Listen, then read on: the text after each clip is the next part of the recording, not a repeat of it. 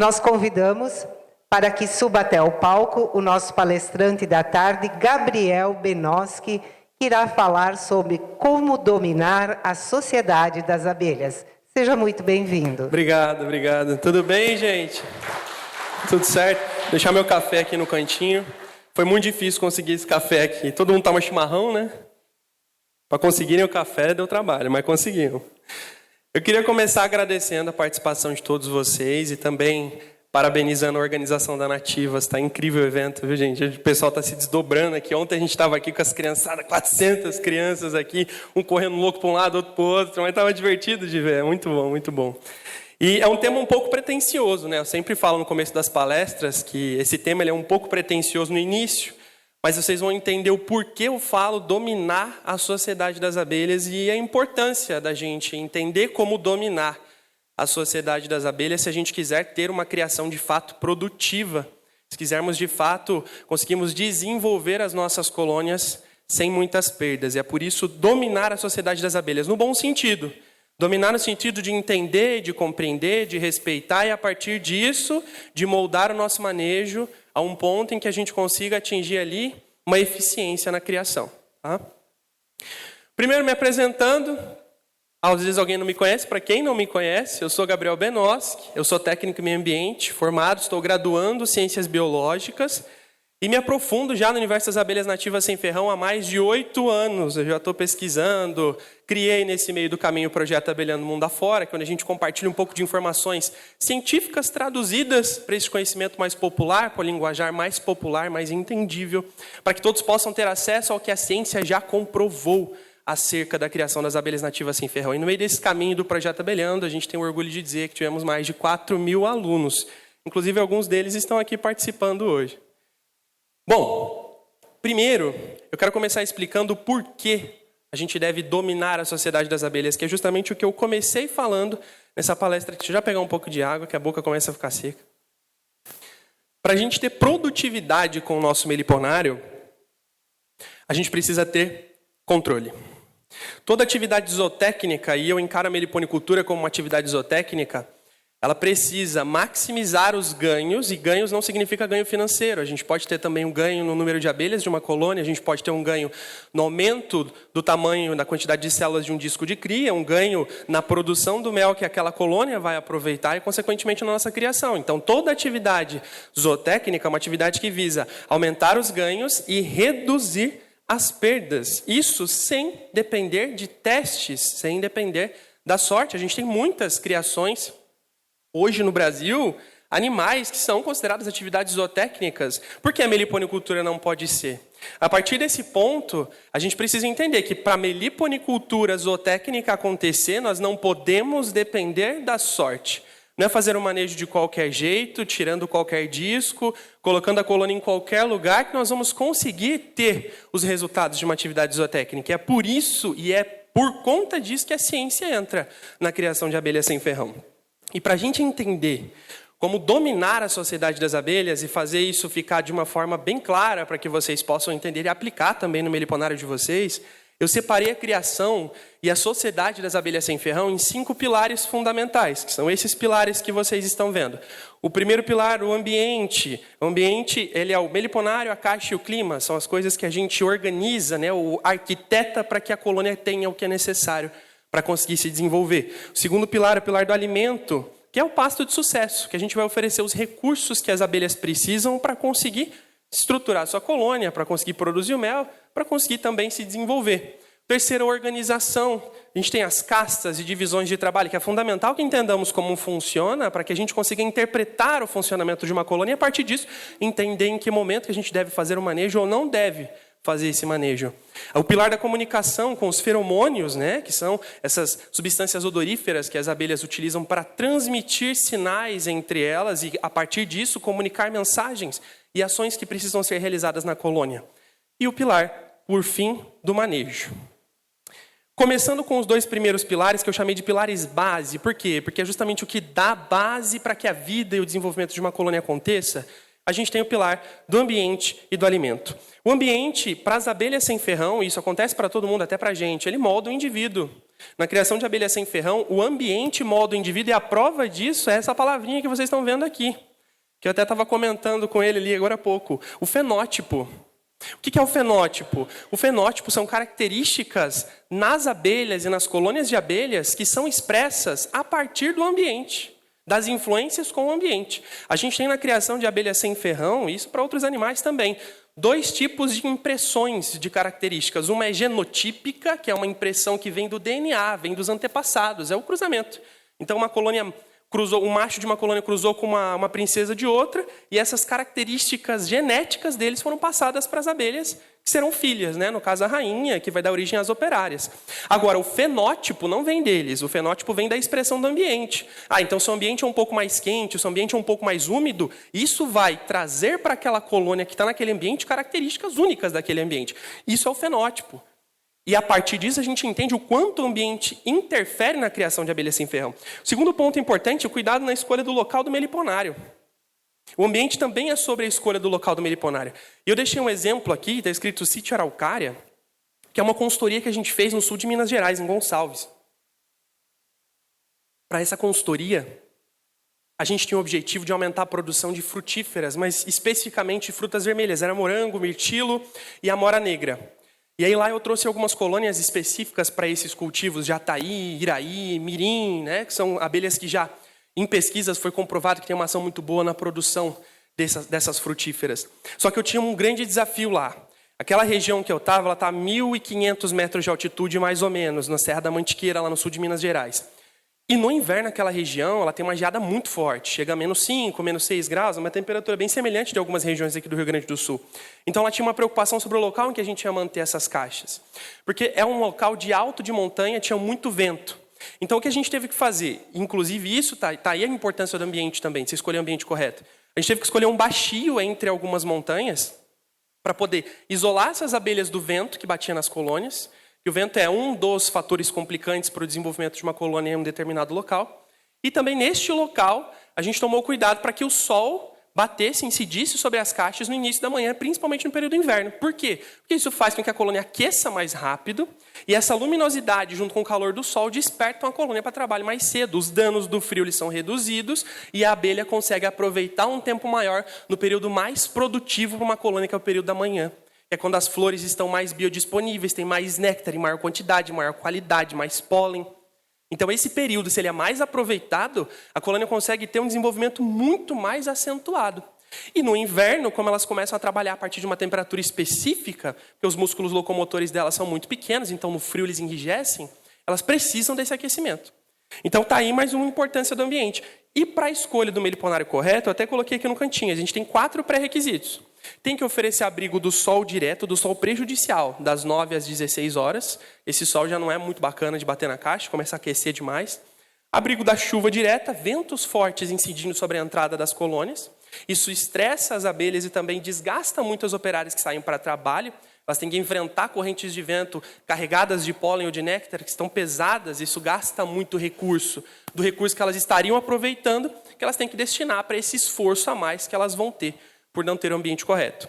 E, por fim, o acesso facilitado ao meio externo. Além disso, sobre o ambiente ainda, a gente tem que ter uma atenção no modelo e na espessura de caixa que a gente vai oferecer para as colônias. E vocês aqui têm muito disso. Vocês estão numa região que é muito fria, eu vejo que tem um cuidado especial com caixas aqui no Rio Grande do Sul, mais do que em outros estados até. Tem caixas muito incríveis produzidas lá no galpão. E a espessura e o modelo de caixa é muito importante também para o ambiente. Afinal, isso vai ditar não só o desenvolvimento, mas também a proteção que essa abelha vai ter. É como se fosse uma blindagem da temperatura externa que essa colônia tem. A caixa é muito fundamental. E, por fim, atenção para as distâncias entre uma colônia e outra por conta da área de dominância feromonal. Que eu costumo dizer que é como se fosse um gramado bem verdinho, que a gente tem em volta das colônias e que elas gostam de manter eles sem que ninguém pise neles. Então, vamos supor, tem uma caixa aqui e uma caixa lá. Cada uma tem um gramado de 2 metros quadrados em volta. E esses gramados não estão um invadindo o espaço do outro, porque elas estão espaçadas. Agora, se eu trago essas colônias para perto, os gramados começam a invadir um espaço do outro. E vai ter uma abelha de um pisando no gramado da outra. E aí começa a dar problema.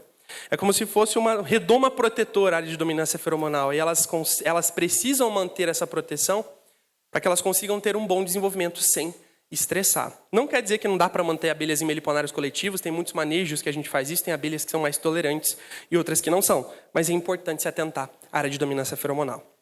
O ambiente correto, ele tem essas características. Ele tem rotas de voo facilitadas. Se for um ambiente individual, as abelhas elas não colidem rotas de voo. Isso é muito importante porque isso vai de encontro com a área de dominância feromonal. Afinal, uma abelha quando sai para trabalho, ela deixa uma trilha de cheiro.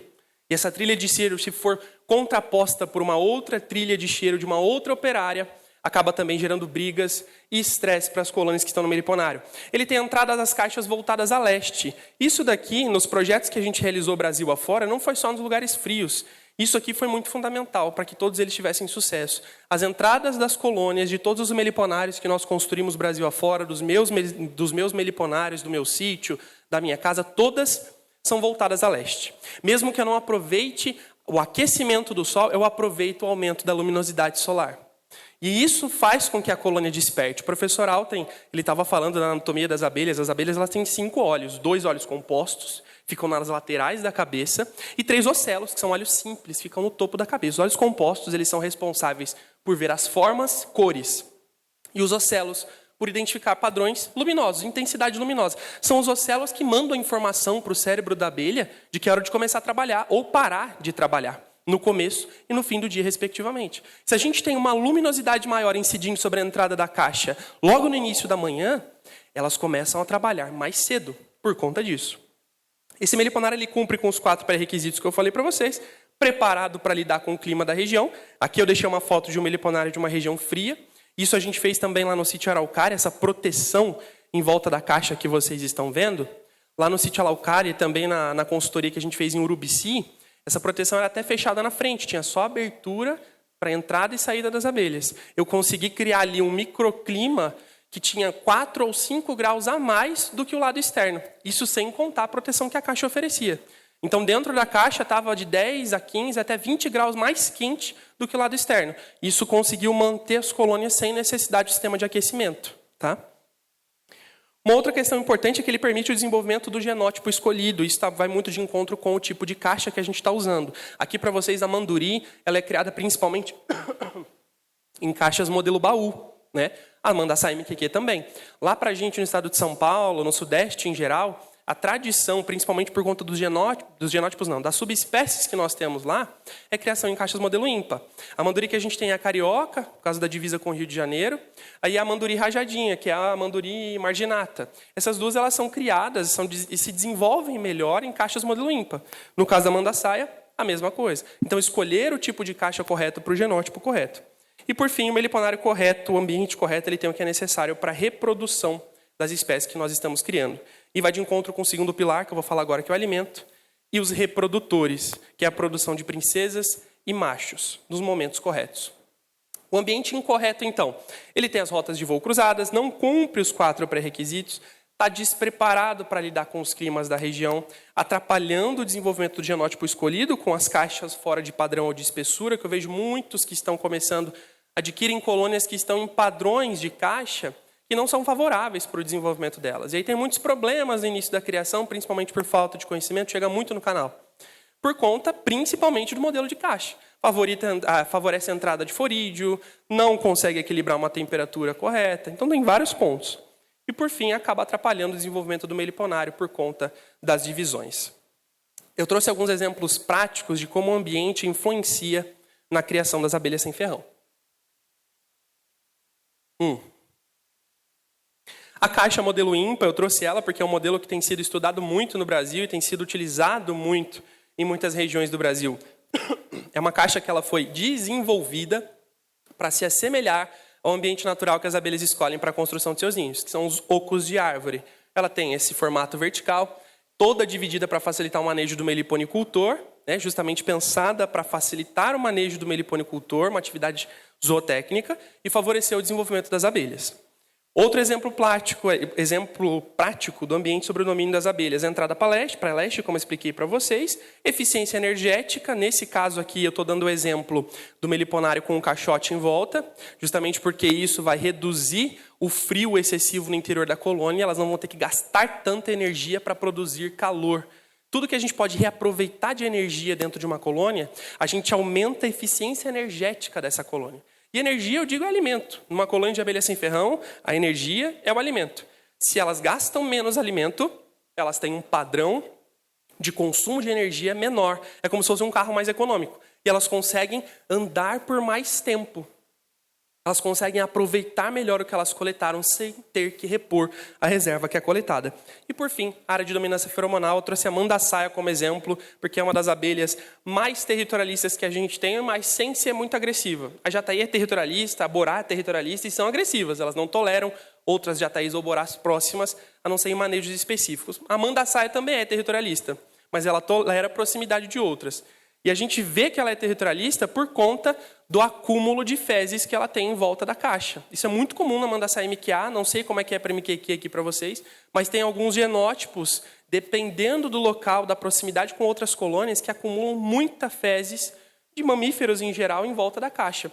Isso é um exemplo claro da área de dominância feromonal. Elas fazem com odores uma marcação de cheiro para mostrar para as outras colônias que elas são mais fortes e mais dominantes. E é uma disputa infinita. Elas vão colocando mais de um lado, depois a outra bota mais de um outro, e depois a outra bota mais de um lado, daqui a pouco é uma bola de cocô a caixa de mandaçaia. A gente tem que acabar limpando um momento ou outro. Segundo pilar da base da criação de abelha sem ferrão é o pilar da alimentação. Na minha opinião, um dos mais importantes. Eu gostaria que vocês dedicassem bastante atenção a esse pilar, porque ele é fundamental. Tá? O pilar do alimento, ele é necessário para todo ser vivo. Todo ser vivo. Nós temos aquela pirâmide alimentar, tem que ser equilibrada, tem que ingerir carboidrato, um tanto de proteína, um tanto de aminoácidos. As abelhas é a mesma coisa. Elas também precisam de uma alimentação equilibrada. Principalmente entre esses 4 recursos que vocês estão vendo, tenho certeza que um deles vocês não sabiam da importância, que são os óleos vegetais.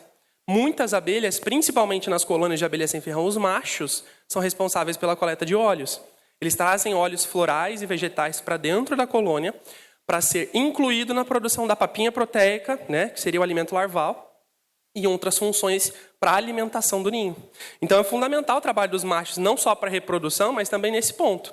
Além, é claro, do néctar, do pólen e das resinas, que são principalmente as operárias que coletam. Sem alimento correto, a gente não tem como ter uma colônia bem desenvolvida. Mesmo que a gente faça suplementação energética, alternativa, proteica, com bombom, pode colocar o que você quiser. Se não tiver, em algum momento do ano, um alimento natural entrando pelas próprias operárias, essa colônia, ela não tem uma projeção de desenvolvimento muito boa. E nem vai conseguir alcançar o máximo de produtividade.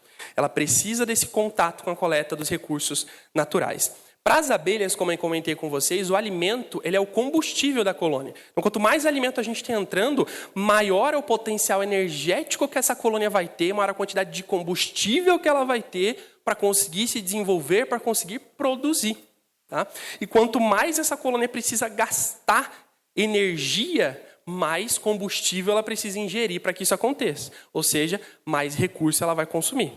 Um bom desenvolvimento de uma colônia de abelha sem ferrão, ele exige uma boa alimentação dessa colônia e uma boa eficiência energética do ninho. Uma caixa boa para evitar que a termorregulação prejudique no desenvolvimento. Precisa de um genótipo bom, que não consuma tantos recursos para realizar atividades, isso também influencia bastante. Um ambiente que ofereça bastante recurso. Todos esses pontos são muito importantes. E para a gente entender sobre a alimentação natural das abelhas sem ferrão, a primeira coisa é entender que não é qualquer planta que alimenta as abelhas sem ferrão. E dentro do grupo de plantas que alimentam as abelhas sem ferrão de forma correta, eu identifiquei 3 pontos que são convergentes, que são os 3 pilares do pasto de sucesso que vocês estão vendo aí na tela. Eu chamei de 3 pilares do pasto de sucesso, porque para a gente ter um pasto que alimenta bem as colônias, um pasto de sucesso, a gente precisa ter essas 3 coisas. Se não tiver uma delas, a colônia não consegue se desenvolver. Eu vou explicar mais sobre elas agora. Qualidade, então, quantidade e acessibilidade. Qualidade, como eu disse, não são todas as plantas que alimentam as abelhas sem ferrão. Não é porque uma flor é grande, bonita, colorida, que ela alimenta uma colônia de abelha sem ferrão. Um grande exemplo disso é o hibisco de jardim. Esse hibisco rosa sinensis, ele é extremamente extravagante. Uma flor grande, bonita. As anteras dele, que são essas estruturas reprodutivas da planta, que guardam os gametas masculinos, que são os grãos de pólen, elas são extremamente desenvolvidas. Se você passa a mão nas anteras, sai pólen na sua mão. E muita gente não está começando, acredita que essa planta é uma ótima oferecedora de pólen para as abelhas, por conta da quantidade. Mas é um pólen que não tem proteína suficiente, não tem aminoácidos suficientes, não tem qualidade para alimentar a colônia de abelha sem ferrão. Da maioria de abelhas, inclusive de solitárias. É raro de ver uma abelha nessa planta. Uma planta inapropriada por conta de qualidade. Um outro exemplo acontece de abelhas coletarem, tá? É mais raro, mas acontece em alguns lugares. Já vi mirim coletando, as abelhas bem pequenininhas. Mas essa planta aqui, que é o cambarazinho de jardim, é um outro exemplo de planta que não é tão útil para a criação e alimentação das abelhas sem ferrão, apesar de poder ser aproveitada de vez em quando por conta da inacessibilidade. Se vocês chegarem perto dessa planta aqui e observarem, aqui embaixo da florzinha ela tem um tubo bem comprido, um pistilo que liga a base da flor até essa parte das pétalas. Esse pistilo ele leva até o nectário floral, que fica lá embaixo, na base da flor. Então a gente tem um tamanho, um espaço de mais ou menos uns 3 centímetros da base ali onde estão as pétalas até embaixo lá onde está o nectário. Ou seja, a abelha para conseguir chegar no néctar dessa planta que fica lá embaixo, ela tem que ter uma língua bem grande. E a maioria das abelhas sem ferrão não tem essas características. Quem vai conseguir? Euglossa, a abelha das orquídeas, que tem uma língua bem grande. E principalmente, é o que a gente mais vê nessas plantas, as borboletas. Tem aquela linguona que fica até torcida por conta do tamanho. O pilar da quantidade. Gente, tem algumas pesquisas que foram feitas, principalmente pelo Instituto Nacional de Pesquisas da Amazônia, estava até comentando com o pessoal ontem isso, que dizem que a gente precisa ter entre 50 e 100 plantas por colônia de abelha sem ferrão para a gente ter uma alimentação bacana para uma colônia conseguir se desenvolver. Quando eu digo 50 a 100 plantas, eu não estou falando de árvores apenas, né? Que são as arbustivas, as arbóreas. Eu estou falando também de herbáceas, que são plantas de pequeno porte, que a gente acaba descartando na classificação de plantas boas para as abelhas. Estou falando também de arbustivas. Um exemplo aqui é o sabugueiro, né? Outro exemplo nas herbáceas, o picão preto, o picão branco, essas plantinhas medicinais que nascem espontaneamente. E, por fim, aí sim as árvores. O pasto arbóreo é também fundamental, mas os 3 oferecem recursos. É importante variar a quantidade entre esses 3.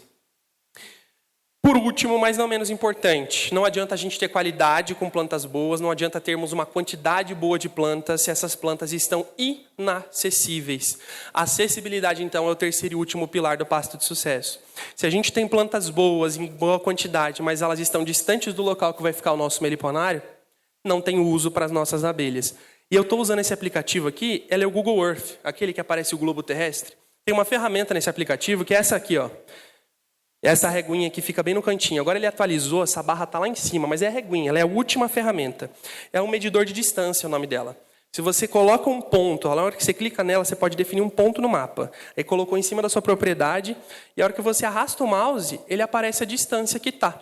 Você pode ver as fontes de pasto, arrastar o mouse até onde elas estão, e mais ou menos entender em quais distâncias estão as fontes de pasto da sua propriedade, ou de onde estão as suas colônias, e com base nisso, ver se você precisa colocar mais planta próxima ou se o que tem já é o suficiente para suas colônias conseguirem se desenvolver. Aqui eu tenho umas distâncias médias que foram comprovadas por pesquisa que cada colônia de abelha sem ferrão de cada uma dessas espécies percorre para facilitar para vocês aí no mapa identificar se as fontes de pasto estão nas distâncias corretas. Tá?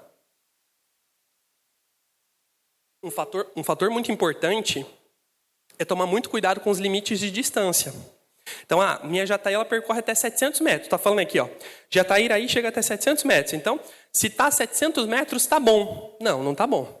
Porque ele está no limite da distância de voo dessa abelha. Lembra que eu falei sobre eficiência energética? Como se fosse um carro. O posto de gasolina está a 500 quilômetros. E o carro ele tá andando 450 quilômetros. Eu não vou conseguir chegar no posto. É a mesma coisa para as abelhas. Elas vão percorrer uma distância tão grande, se esforçar tanto para atingir essa longa distância, que o que elas vão coletar não é o suficiente nem para repor o que elas estão gastando nesse caminho. Então, isso é eficiência energética. É muito importante entender isso também. Eu deixei um bônus para vocês. Depois vocês podem... Eu vou deixar os slides com o pessoal da organização. Depois vocês podem pegar. Mas nesse QR Code, vocês vão conseguir baixar esse livro digital. Eu separei algumas fichas de plantas. Essas fichas os meus alunos têm acesso, mas eu coloquei algumas aqui, são umas 30 plantas. Com a ficha completa, a época de floração, o recurso floral que oferece, quais abelhas coletam, como plantar. Está tudo aí. E é tudo pasto aqui do Rio Grande do Sul. Tá? Esse é um presente da palestra para vocês. Então, quando a gente tem controle sobre esse primeiro pilar, pilar do alimento, pilar base, a gente controla o desenvolvimento do ninho. E falando sobre inverno principalmente, porque quando a gente tem uma alimentação correta, natural, As abelhas entram no inverno com bastante estoque. E mesmo que precise, a alimentação também está indo de encontro com o alimento artificial suplementar. A gente faz uma suplementação e consegue manter o desenvolvimento no inverno. Quando a gente controla a alimentação, a gente tem controle sobre a reprodução e multiplicação das colônias. Afinal, uma colônia bem alimentada, no período produtivo, ela produz muitas princesas, ela produz muitos machos e a gente pode fazer multiplicações. A gente controla também a produtividade da colônia. Afinal, uma colônia que é bem alimentada, ela estoca mais recursos e a gente pode fazer mais coletas durante o período produtivo. A gente controla também o comportamento da colônia. Quando a gente tem um frenesi alimentar, por exemplo, a gente pode utilizar esse comportamento para compartilhar campeiras entre caixas. Quando a gente oferece alimentação externa, é um exemplo de frenesi. As abelhas ficam doidas, é como se elas ficassem alegres demais. Isso é o frenesi alimentar, elas ficam excitadas, alegres, ficam voando em volta do meliponário, aquela alegria. E nesse momento, elas perdem por alguns minutos o senso de dominância feromonal da rainha delas. Então elas entram e saem de outras colônias com mais facilidade. Até porque uma operária guarda que está na entrada de uma caixa, ela não vai barrar a entrada de uma abelha que está carregada de recursos. Para elas é fundamental. Então diminui a defensividade e a gente consegue compartilhar campeiras entre colônias com mais facilidade. Não para todas. Não para todas. As que são muito territorialistas, muito defensivas, trigoniformes, é complicado. Mas para a melípona funciona bastante. E por fim o desmame. Quando a gente tem controle sobre o alimento, principalmente natural, a gente consegue fazer o desmame da alimentação artificial na entrada da temporada produtiva com mais facilidade. E aqui eu vou deixar algumas estratégias usando a alimentação artificial para quem precisa repor o alimento natural das colônias de abelha sem ferrão. A primeira delas é a suplementação estratégica. Deixa eu pegar uma água aqui. Eu chamo de suplementação estratégica porque não é simplesmente colocar um pouco de alimento nas colônias de abelha sem ferrão. Tem esses 4 pontos que eu deixei embaixo da suplementação estratégica que, na minha opinião, são os 4 pontos fundamentais que o meliponicultor tem que se atentar para oferecer um alimento artificial para as colônias. Entrada do outono e do inverno, uma suplementação de manutenção, ela vai manter o desenvolvimento da colônia por mais tempo durante essa temporada de inverno. A suplementação do fim do inverno, que é essa suplementação de desmame, onde a gente vai regredindo a quantidade oferecida de alimento para as abelhas, até que elas cheguem a um ponto de coletar naturalmente em maior quantidade.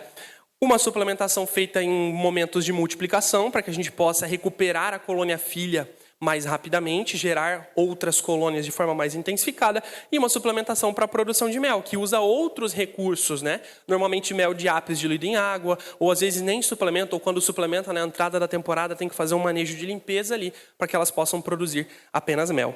O alimento proteico, quando ele é mais processado, falando em suplementação, ele é mais aproveitado pela colônia. Eu deixei um exemplo aqui de um bombom de pólen, mas o bombom de pólen ele é um alimento proteico pouco processado. Ele é praticamente pólen in natura, oferecido com um pouco de mel ali para a colônia. A gente desenvolveu na nossa loja um alimento proteico chamado papinha proteica. Essa papinha, eu vou até deixar a receita para vocês aqui, é um outro presente da palestra. Ela é feita com samburá de abelhas nativas, pólen de apis, é feita com óleos vegetais, com própolis, então tem vários componentes que aproximam muito ela do alimento larval, que é o que tem dentro das células de cria das colônias de abelha sem ferrão. O pólen floral, que é esse que tem nos bombons, e o pólen colocado dentro do alimento larval, eles são completamente diferentes. O pólen do alimento larval ele está mais biodisponível, porque ele foi fermentado, o grão de pólen, que como se tivesse uma cápsula protetora em volta, ele é quebrado. E a quantidade de proteína dele aumenta, o que é essencial para o desenvolvimento da larva e formação de uma futura abelha. Então esse pólen mais disponível, mais processado, ele é consumido e aproveitado mais rápido pela colônia. A gente vê os resultados imediatamente na criação. Diferente de um bombom que elas precisam processar. Tá? Aqui eu vou deixar, então, o preparo do alimento energético do inverno, que é esse primeiro que está aqui, o alimento energético que eu uso para a primavera, e depois do lado a receita, né, os ingredientes para a papinha proteica. O do inverno, por que eu uso no inverno mais açúcar do que água? Para aumentar o potencial energético desse alimento. Quanto mais açúcar tiver, dá para fazer até 70% de açúcar, 30% de água. Faço ele bem concentrado, como se fosse aquele açúcar invertido que vocês têm aqui, que dá para usar também. Então tem um potencial energético maior, ela vai aproveitar mais energia, tendo que processar menos. E na primavera eu quero que ele se assemelhe bastante ao néctar floral. Então ele tem mais água do que açúcar. Isso, oferecendo de forma semi-externa ou externa, faz com que elas tenham que sair para coletar um alimento mais líquido e desperta nelas a necessidade de coleta do néctar natural. Então eu consigo fazer as minhas abelhas voltarem de um período em que estavam acostumadas a receber alimento dentro da caixa para uma realidade em que elas têm que voltar a coletar. Porque pensa só, durante o inverno, a geração de operárias que pegou a última primavera vai morrer. E as operárias que vão nascer, elas estão adaptadas a receber alimentação toda semana lá dentro da caixa. Elas ficam acostumadas, entendem que o alimento ele chega ali automaticamente toda semana e não precisam sair para coleta. É claro que algumas vão sair, sim, é um ímpeto natural das abelhas. Mas a gente precisa estimular isso na saída da temporada, para que a colônia não sinta tanto esse desgaste do encerramento da alimentação artificial até conseguir voltar a coletar alimento natural. E aqui na receita da papinha são todos os ingredientes. A forma de preparo ela é basicamente colocar o samburá junto com o pólen e deixá-lo fermentando por um tempo. Eu preciso que o pólen floral, que é o pólen de apis, ele fermente como o samburá é fermentado. E o samburá ele já tem as bactérias necessárias para a fermentação. Então eu posso tirar o samburá de alguma colônia de abelha sem ferrão, nessa quantidade de 3 colheres para 1 quilo de pólen, coloco numa bacia com o pólen floral de apis, coloco ali as 2 xícaras de xarope ou mel diluído para ter o líquido necessário para a fermentação, cubro com papel filme e deixo aquilo fermentando por uns 3, 4, até 1 semana. E depois disso eu faço o processamento da papinha e por fim eu faço ali uma pasteurização para neutralizar a fermentação e começo a utilizar com as abelhas.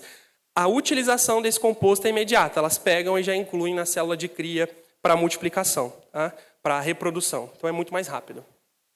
E aqui as dosagens que eu utilizo, tá? Alimento energético, a dosagem, e o proteico, a dosagem. Eu sempre uso uma dosagem semelhante com a quantidade que é colocada dentro dos potes de alimento das colônias. Então, se eu pego uma colônia de jataí, eu vou lá, para o alimento energético, eu pego a quantidade que tem entre 3 a 5 potes de jataí, e essa quantidade eu ofereço para ela num potinho ali artificial. No caso do proteico, a quantidade suficiente para 2 potes de pólen de jataí, eu boto num bombonzinho de pólen ou encho 2 potinhos com a papinha proteica, tá bom? Aqui uma diferença para a gente ver o quanto o alimento ele é influente no desenvolvimento das colônias. Eu tenho as características aqui de uma colônia que está em crescimento. A gente consegue observar que ela está em crescimento por conta da quantidade de células abertas, células verdes, né, que é onde a rainha está fazendo a postura.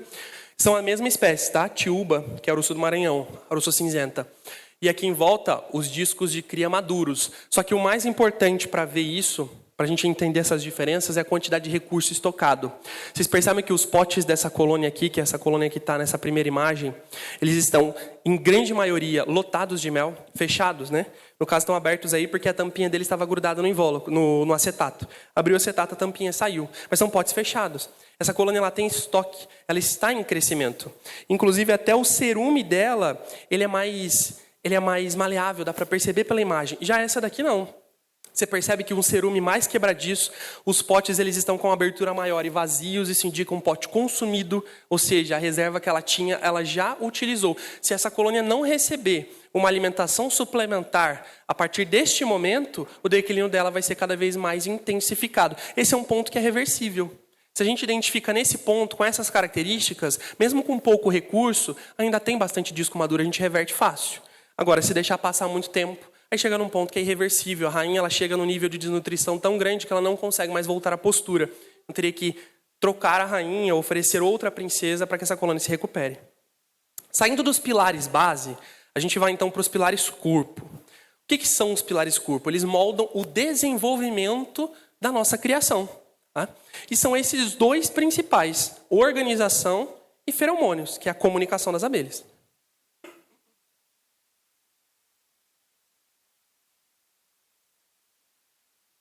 Falando sobre a organização, que é o primeiro dos pilares corpo. As abelhas sem ferrão elas são insetos eusociais. O que significa isso? Elas fazem parte de um agrupamento de insetos que tem sociedade organizada. Elas são extremamente organizadas e inteligentes. E a partir disso, a gente tem que entender que nós não estamos lidando com qualquer tipo de inseto. Nós precisamos compreender essa organização para conseguir manejar da forma correta. Então a colônia ela vai seguir um padrão fiel de comportamento e também de divisão de trabalho. Uma abelha que está cumprindo uma função, ela não vai cumprir outra função na colônia até que não seja necessário. Então, uma abelha que é campeira, ela não vai fazer guarda do ninho. Uma abelha que é guarda, ela não vai sair para buscar novos locais para construir ninhos numa enxameação. Isso acontece também com funções internas. Entender e respeitar isso é a chave do sucesso da criação. Só que a organização nas colônias de abelha sem ferrão, ela depende da força da colônia. Por isso que uma rainha, uma colônia quando está fraca, ela também está desordenada. Uma rainha que não está com potencial de regência, de dominância do ninho bom, é uma rainha que não consegue manter a organização da colônia. Você vai perceber que as guardas já não estão mais tanto na porta de entrada, fica uma um tempo, depois não volta. A organização interna de trabalho, os potes eles são meio construídos, as células são construídas de vez em quando, fica uma coisa meio largada. Porque a rainha ou a colônia está em desordem. Então, uma colônia bem organizada, ela é produtiva, ela tem grandes chances de lidar com problemas de forma mais assertiva. E aí eu estou falando especificamente sobre esses dois problemas aí. O zanganeirismo, né, que é a colônia órfã de rainha, que é chamada popularmente de colônia zanganeira, e a entrada de inimigos naturais. Esses dois, em grande parte, são resolvidos com uma colônia forte. A gente fala colônia forte, mas é uma colônia organizada. Em grande parte, esses dois são resolvidos com colônias organizadas. Por quê? Porque o zanganeirismo, ele é um exemplo claro da desordem nas colônias. O zanganeirismo é a falta, no caso, uma colônia órfã de rainha, vou usar o termo científico, é a exemplificação da desordem. Não tem a regência, não tem quem controla as ações do ninho, que é a rainha. Isso faz com que as operárias acabem assumindo também o papel de postura, numa tentativa de manter a colônia se desenvolvendo. E como as operárias não têm o sêmen do macho, elas não conseguem dar origem a outras operárias que precisam dos duplos alelos. Elas têm só um par de alelos, dando origem apenas a machos. Então os ovos de operárias, sim, elas botam ovos. Eles dão origem apenas a machos e torna-se então uma colônia zanganeira. Um exemplo de operária regente, vamos dizer assim, que é a operária que está assumindo a postura do ninho, é o que o pesquisador João Pedro Capas chamou de obreira rainha ou abelha pangolim. Por que abelha pangolim? Porque parece aquele animal africano que tem várias escamas por conta dessas lâminas de cera que ela parou de coletar. Uma operária que está parando de coletar a cera produzida, que é produzida por toda a vida dela, é uma operária que está abandonando as funções de operária. Está assumindo funções de maior importância na colônia, como a postura e a regência do ninho. Só que como uma operária, ela não tem a força de dominância feromonal de uma rainha. Então ela não consegue dar conta de organizar a colônia e começa a acontecer isso com a postura. Uma postura toda desorganizada, células maiores, células menores, um disco todo disforme. Uma colônia que não tem vigia direito, uma colônia que não está coletando alimento direito. Todas são características de colônias zanganeiras. E a gente age com colônias zanganeiras destronando as operárias pangolim, então tem que identificá-las e eliminá-las, e colocando um disco maduro, em alguns casos resolve, às vezes uma princesa já mais dominante, ou se não resolver e valer a pena, que é importante considerar isso, oferecer uma rainha já estabelecida de alguma outra colônia. E no caso dos inimigos naturais, as colônias que estão desorganizadas, elas acabam ficando enfraquecidas e começam a reciclar algumas funções. É aí que mora o grande perigo. Isso acaba gerando desordem na colônia e isso abre portas para entradas de inimigos naturais. Pensa só, se uma abelha que estava na guarda do ninho, ela começa a ser destinada para trabalhos internos por conta da falta de operárias internas, a guarda do ninho é prejudicada. Isso abre portas para a entrada de abelha-limão, de forídeos, de outros insetos que são aproveitadores. E sim, causam problemas para as colônias. Tá? Nesse caso, a gente age, no caso dos forídeos especificamente, em estágios iniciais com armadilhas externas. Se não resolver, se já tiver larva na colônia, aí uma ação mais intensificada, abrindo a caixa, fazendo limpeza, armadilhas internas com a caixa fechada. Tem vários usos, né? Vários manejos que a gente faz dependendo do estágio da infestação de forídeo. Eu posso até responder algumas dúvidas sobre isso no fim da palestra, para não ocupar muito tempo. Tá? Sobre organização e adaptação nas colônias de abelha sem ferrão, eu coloquei esse slide porque é muito interessante. Existe, para não falar que existem algumas, eu vou dizer que existem uma exceção, que é essa que vocês estão vendo na foto. No momento de zanganeirismo, algumas colônias de Friesiomelita, que são as marmeladas, elas desenvolveram uma estratégia para gerar uma rainha sem precisar ter uma célula real já estabelecida. Vamos lá. A gente tem dentro das colônias de abelha sem ferrão dois grandes grupos. Dentro da criação, a gente tem um grupo das abelhas de grande porte, que são as melíponas, mandaçaia, bugia. E a gente tem um grupo das abelhas de pequeno porte que a gente chama popularmente de trigoniformes. Jataí, mirim e por aí vai. Nas trigoniformes, para surgir uma rainha, precisamos da célula real. Porque o surgimento da rainha nelas é com base em quantidade de alimento. Quanto maior a célula, mais alimento tem, maior a facilidade de surgir uma rainha. No caso das melíponas, é por feromônio. Então a rainha, no momento da postura, se ela coloca ou não coloca o feromônio mandibular na célula, ela determina se vai nascer ou não uma princesa. Se ela não colocar o feromônio inibidor na célula, que é o mandibular, nasce uma princesa. Se ela coloca o feromônio inibidor, nasce uma operária. É principalmente assim que é gerada uma rainha nas colônias de melípona. No caso das trigoniformes, então, elas precisam de célula real. Mas a Friesiomelita especificamente, ela desenvolveu uma estratégia para que, na ausência de uma rainha, e a partir desse momento que a rainha fica ausente, na ausência também de uma célula real, que era a única possibilidade de gerar uma rainha, elas constroem uma célula aditora de alimento. Então elas pegam uma célula que já estava construída e elas constroem uma outra célula em cima e enchem de recurso. Então a larva que estava nessa célula aqui, ela recebe mais alimento da célula adjacente e consequentemente se torna uma rainha. Então elas encontraram uma possibilidade de gerar rainha mesmo sem ter célula real. Por isso que a divisão das marmeladas lá no Mato Grosso, no Cerrado brasileiro principalmente, que é onde tem maior quantidade dessas abelhas, ela é feita sem a necessidade de observar se tem ou não uma célula real. O pessoal faz basicamente pegar uma faca e cortar a colônia no meio. Metade vai para um lado, metade vai para o outro. Acabou. Dividiu. Cria madura, cria verde, cria madura e cria verde. Não é cria madura para um lado e verde do outro. É verde com madura e verde com madura. Porque elas fazem isso daqui com células que estão no início do desenvolvimento. Principalmente células verdes. Então precisa ter também célula verde na divisão de marmelada. Aqui, para entender um pouquinho sobre a organização das colônias de abelha sem ferrão, eu preciso explicar para vocês sobre as castas. No universo da eusocialidade das abelhas sem ferrão, a gente tem 3 principais castas. A casta real, que é responsável pelo comando, a reprodução e também por destinar as funções do ninho. A casta das operárias ou obreiras, que são responsáveis por basicamente todas as demais funções na colônia. E a casta dos zangões, que são os machos, responsáveis principalmente pela reprodução e pequenos trabalhos no ninho. A casta real, ela é produzida principalmente em épocas propícias para a reprodução. E elas vivem, no caso, as rainhas, em torno de 2 a 3 anos aproximadamente. Isso em boa produção. Tem rainhas que vivem até 5, mas em boa produção de 2 a 3 anos. As rainhas, isso é um fator muito importante. Elas dependem de um ovo, que a gente chama de ovo trófico, que é o principal alimento das rainhas dentro das colônias de abelha sem ferrão. O ovo trófico é exatamente o ovo da operária. Ele é chamado de ovo trófico, um ovo alimentar. É o ovo que a operária bota antes da postura da rainha, num processo que a gente chama de processo de operculação e postura, que é o POP. O POP é a abreviação de processo de operculação e postura, que é construir a célula de cria, enchê-la de alimento e botar o ovo da rainha, depois opercular, fechar essa célula. Esse é o processo de reprodução de uma colônia de abelha sem ferrão. Nesse processo, antes do ovo da rainha, a operária bota o ovo dela, a rainha come esse ovo, adquire a quantidade proteica que ela precisa para continuar produzindo outros ovos e bota o ovo dela. Por isso que eu deixei um exemplo muito bacana, que são colônias que vocês têm aqui, são as guaraipos. Nas guaraipos, o processo de POP ele é diferente. Por quê? Porque não tem só uma rainha participando dele. A gente pode ter, tem colônias, tem registros de guaraipos que tinham até 5 rainhas. Então a gente tem mais de uma rainha participando de um processo que é fundamental para uma rainha se manter ativa na colônia, que é ingerir o alimento trófico.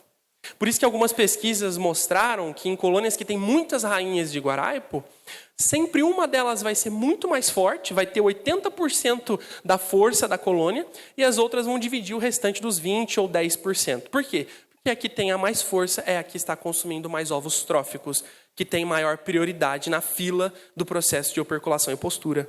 Tá? E essa desordem numa colônia, ela vai acabar condenando a rainha. Por quê? Porque quando a rainha ela ingere pouca proteína, ela não produz tantos ovos. E quando ela não está utilizando o seu sistema reprodutor, ela também diminui a força de dominância feromonal dela. Ela perde poder, potência dentro da colônia.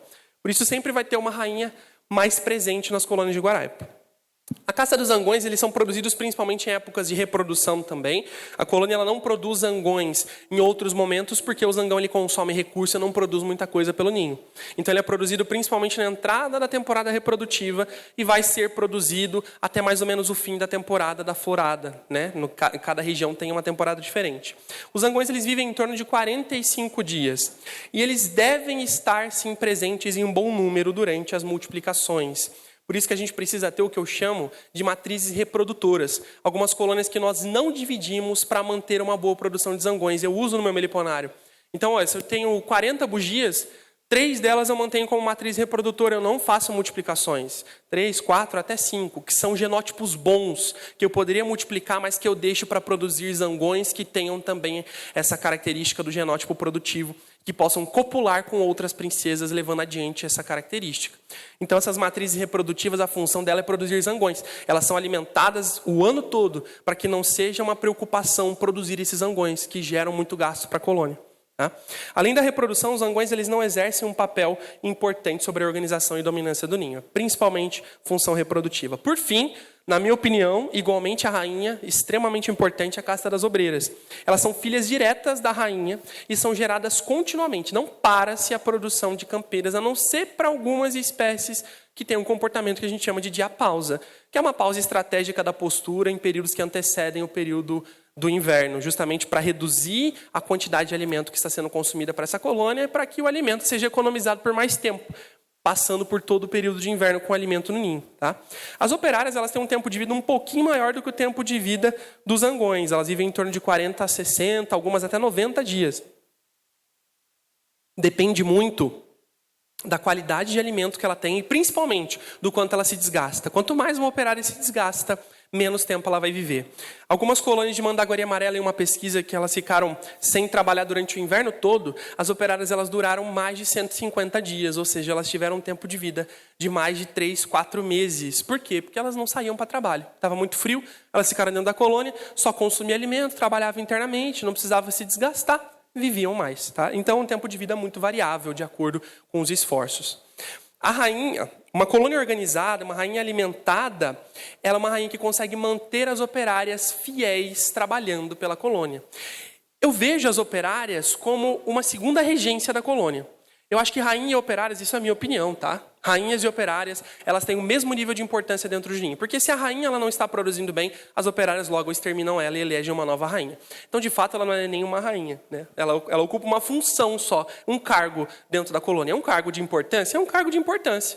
Mas é só mais um cargo. Se não estiver cumprindo bem, rapidamente ela é eliminada e as operárias elegem uma nova rainha no local. Então, ela é mais uma operária de dentro da colônia. De fato, tudo ali acontece para que o bem-estar do ninho seja prevalecido. Tá?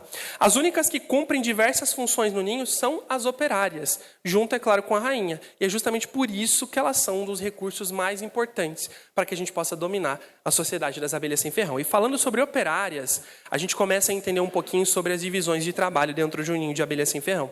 Isso aqui é fundamental, porque às vezes o enfraquecimento das nossas colônias de abelhas sem ferrão, ele não se dá por falta de campeiras, que são as operárias adultas.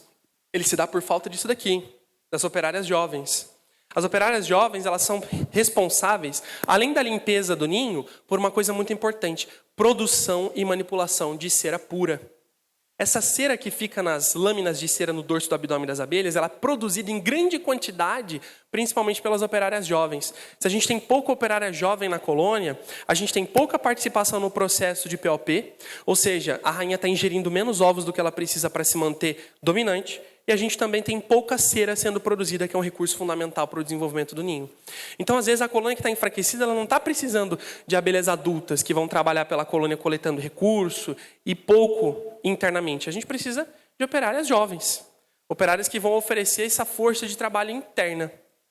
A gente tem também, além das jovens, as operárias intermediárias, são responsáveis pela manipulação e distribuição de alimentos dentro do ninho, pela manutenção do ninho também, manipulando resinas e protegendo a rainha. E, por fim, as abelhas adultas, que são responsáveis pela coleta de recurso externa, pela defesa do ninho e também por buscar novos locais para a construção de novos ninhos. Se falta operária jovem, a gente tem uma colônia que não consegue se desenvolver, não consegue construir células de cria, não tem uma rainha bem produtiva e dominante porque não está consumindo recurso suficiente. Se falta operárias intermediárias, a gente tem um sério problema na manutenção do ninho, então potes de recursos, distribuição de recursos de mel e de pólen fica afetada. E se falta operárias adultas, falta entrada de recursos na colônia. E aí gera os problemas que a gente já sabe que acontece, né? Uma colônia que está com pouca alimentação. Exemplos práticos da organização sobre o domínio da sociedade das abelhas sem ferrão. Primeiro, prisão real. Se a gente não entende a organização das abelhas, a gente nem sabe da existência disso. Algumas colônias de trigoniformes, elas mantêm uma rainha, uma princesa virgem ainda, que não foi copulada, presa, sendo alimentada dentro da colônia, até o momento de exterminar a rainha regente e deixar essa rainha ocupar o lugar dela. Então isso é uma coisa extremamente ligada, diretamente ligada à organização das colônias de abelhas sem ferrão. Outra coisa, reprodução sazonal. Essa reprodução sazonal, ela é justamente aquele processo que eu estava explicando da maior produção de machos e de princesas durante temporadas produtivas. Se a gente não entende essa distribuição de recursos da colônia, nós não entendemos os momentos de fazer os manejos de reprodução, que é justamente nos períodos produtivos, que é quando está entrando muito recurso e não é mais uma preocupação ficar alimentando o macho que não trabalha pela colônia. Então eles vão ser produzidos e vai ocorrer a multiplicação. Uma outra coisa importante, reabsorção. A reabsorção é quando uma colônia matriz, ela impede a formação de uma princesa em uma colônia que foi dividida e mantida próxima a ela. Isso acontece principalmente em meliponários coletivos. Isso é um grande problema de quem tem meliponário coletivo, um grande problema de quem cria bugia também. Porque a bugia faz isso. Nossa, a bugia é chata por causa disso.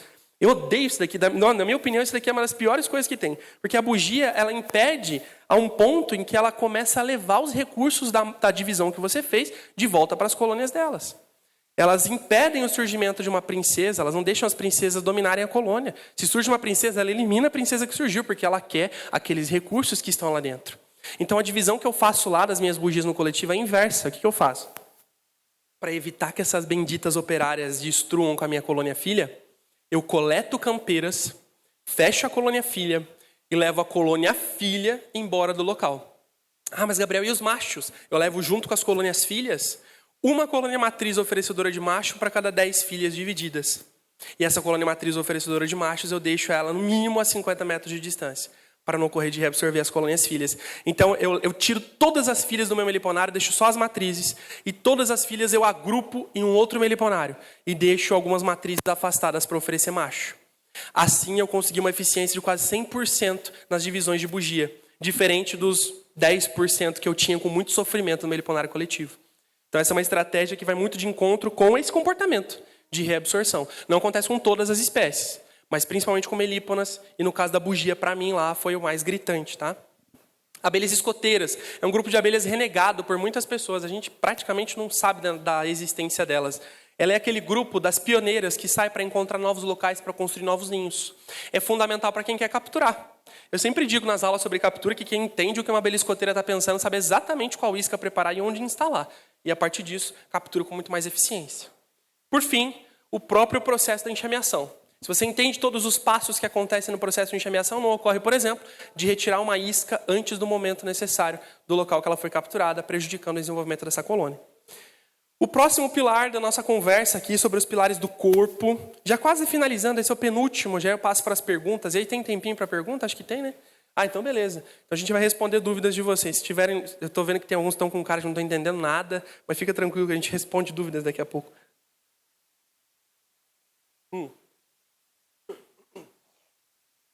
Os feromônios, eu chamo eles de ondas de rádio. Eles são as ondas de rádio transmitidas entre os receptores e os emissores das abelhas, né? As abelhas, elas emitem feromônios pelas glândulas feromonais, principalmente mandibulares e torácicas, e também abdominais. E esse feromônio é como se fosse uma onda de rádio que corre pela colônia e é interceptado pelos receptores que ficam nas antenas das outras abelhas. Os receptores olfativos, o cheiro que elas sentem pelas antenas. Então, essa comunicação que acontece na colônia, de emitir um sinal e interceptar um sinal, é feita pelos feromônios e é a chave para que uma colônia consiga se desenvolver. Os feromônios, eles moldam o desenvolvimento das abelhas e das colônias em geral em um ponto em que, se não tem comunicação feromonal, a rainha, ela não tem alimentação, ela morre desnutrida e as operárias, elas ficam paradas sem saber o que fazer. Quando a gente não tem uma rainha numa colônia, até as operárias começarem um processo de eleição de uma nova rainha, vai perceber que a colônia fica bagunçada. Vai a operária para um canto, depois volta para o outro, ela fica perdida, olhando, rodando a colônia toda. Por quê? Porque ela não sabe mais o que fazer, não está mais recebendo esse sinal.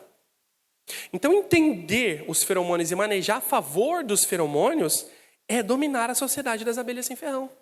Junto com o pilar do alimento, esse, na minha opinião, é também um dos mais importantes. E a gente dedica pouca atenção a ele. Quando a gente é fluente no idioma das abelhas, a gente entende exatamente o que elas estão falando para a gente. E o que a gente tem que fazer a partir disso. Olha só, isso daqui é uma interpretação feromonal. Diretamente feromonal. Está vendo aqui, ó, o desgaste da asa dessa rainha? Isso acontece porque ela está há muito tempo dispersando o feromônio abdominal. O feromônio produzido pela glândula abdominal, ele precisa ser dispersado. E ela faz isso batendo as asas.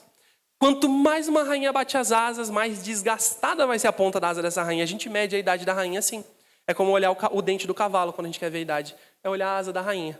Se a asa está toda carcomida, toda quebrada, é uma rainha velha. E a gente já pode pensar, né, como a colega estava fazendo a palestra de substituição de rainha, quem faz esse manejo, já podemos pensar em fazer uma substituição nesse ponto. Aqui estão as glândulas que eu falei para vocês, tá? Glândula abdominal, então, é essa glândula chamada de nasa nova. Isso aqui é um exemplo de apis, tá? É uma paleta anatômica de apis mellifera, mas a distribuição de glândulas é muito semelhante. A glândula abdominal, a gente tem uma salival torácica e as duas glândulas da cabeça da abelha, que são as glândulas mandibulares, essa hipofaríngea e a glândula da cabeça. Tá? São essas as principais glândulas emissoras de feromônio de comunicação das abelhas.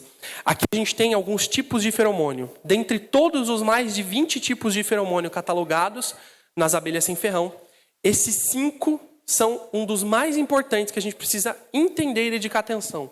Primeiro, o feromônio de reprodução vai ditar o momento de iniciar uma enxameação nas colônias de abelhas sem ferrão. O feromônio de trilha é o feromônio utilizado pelas campeiras para marcar a trilha que elas estão fazendo até o local do recurso que elas encontraram. Então, além daquela dancinha, as abelhas sem ferrão também utilizam essa estratégia para identificar as fontes de pasto. Elas vão marcando em pontos que elas param no meio do caminho as trilhas de cheiro. Então, no caminho até a fonte floral, tem uma folha, ela para nessa folha, solta um feromônio de trilha. Tem um galho, ela para no galho e deixa um feromônio de trilha. E a campeira, ela já sabe mais ou menos a direção, mas ela vai se guiando por esse cheiro que fica na trilha. Então, o feromônio de trilha é essencial para a alimentação da colônia.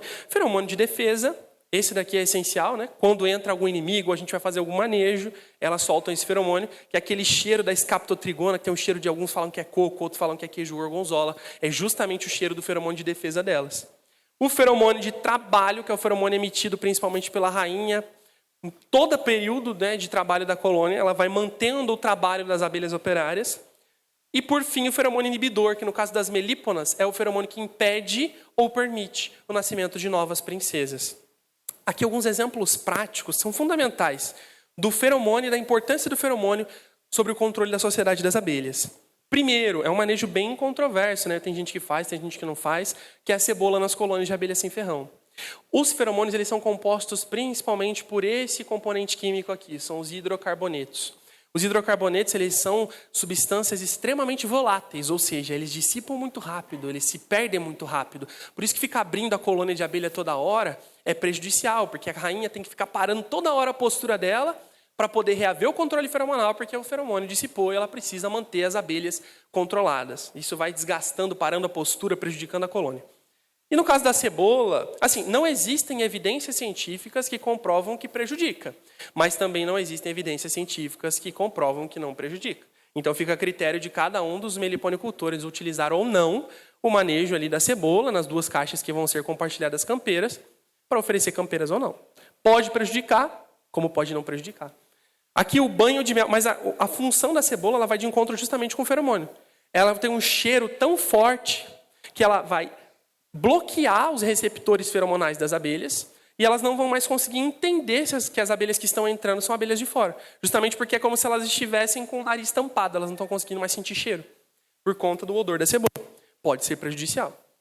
Banho de mel das rainhas para oferecer rainhas para novas colônias. É um método de oferecimento de rainhas para colônias. A gente banha a rainha no mel da própria colônia. Tendo o odor da colônia, a gente consegue oferecer essa rainha e ela ser aceita com mais facilidade. As operárias, na tentativa de limpar esse mel, que é comum para todas as operárias, quando derrama mel, limpar o mel, independente de onde ele estiver, Ele estando sobre a rainha, elas vão depositando o odor delas sobre a rainha. E como ela estava embebida no mel da própria colônia, depois fica com o odor das operárias, as operárias não entendem que aquela é uma nova rainha. É como se a rainha tivesse mascarada com a máscara da rainha antiga. Então elas aceitam numa boa, fica tranquila. Isso é um exemplo do feromônio sobre a dominância das colônias de abelhas. Abelhas jovens e geladeiras, é um outro manejo do professor Capas.